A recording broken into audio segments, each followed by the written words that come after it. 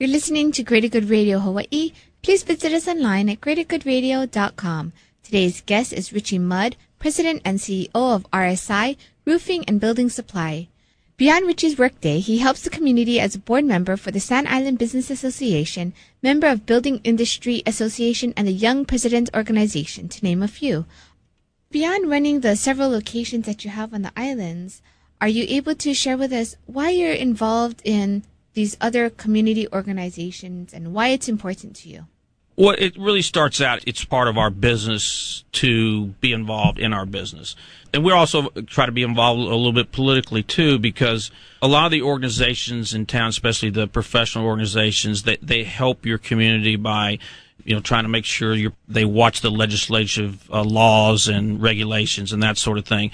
Plus, it's just something that these organizations make our business better, our particular, whether it's the Building Industry Association, or the Roofing Association, just makes our industry has done a lot for myself personally and our employees, and we try to do everything we can to support those people, and they have more time. My work day, I usually start at 5 a.m. and I eat breakfast at my desk and lunch at my desk, and that's just what I do. I'm very hands-on. If people want to call me and complain, I'm right there. And again, I think that differentiates us from some of the bigger companies. So if someone needs help, whether it's an organization or someone in the community, we very much try to support that. Time is a little bit harder than other things we can do, but I encourage my employees to be active on these organizations also. Did you always think that way, even in the beginning when you're first starting off? I was actually I went to a few business organization meetings, and I started to meet more people, and I think that was a foundation too. I met a lot of people doing that, and I met more people, and so it kind of evolved into sort of a habit. Again, it's finding balance in your life too. Sometimes you've got time to go to meetings in the evenings and board meetings, but then you have to balance whatever your family life is. Your business needs your attention, because you can easily get too far one way or the other. But I think we recognize, and we've tried to contribute as much as we can. Since 1983, you've been involved with, or actually opened your business, and then this is now, and you said you're still eating breakfast and lunch at your desk. I mean, you have all this energy. Where do you find that energy? How do you find time to balance your life, have all this enthusiasm and passion for what you do? How do you do it? All these years. I'm not sure it's energy. It's just what you have to do. There's a lot of people. I mean, our business is on Sand Island. There's a lot of people on Sand Island. They're just businesses like, family businesses where you just work hard. A lot of people don't have big educations where they teach you to compartmentalize and delegate and all that sort of thing. So maybe it's a weakness of mine where I haven't been able to delegate and that sort of thing. But I enjoy what I do, and I think that's what makes our business special.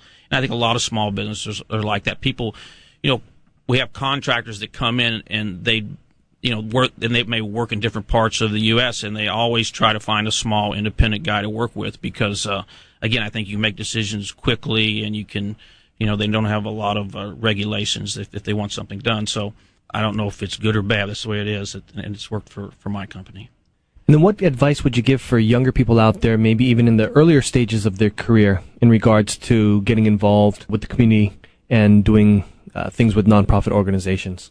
Well, one, I didn't grow up here, so it's really advantageous to be in the right organizations where you can meet a lot of people, and whether it helps your company or it doesn't. To me, I enjoy meeting people, and I'm not. So if you're the type of person, which you almost have to be in a lot of business these days, you can't. You have to be someone that likes to be involved with people. It's very much a people business and that sort of thing. So the organizations, whether it's your church, whether it's coaching or volunteering at a little league team or something like that, or in your business organization, it's something that I think it's really good for business, and it's probably personally it's good for you also. It kind of broadens your life and broadens the people you know here.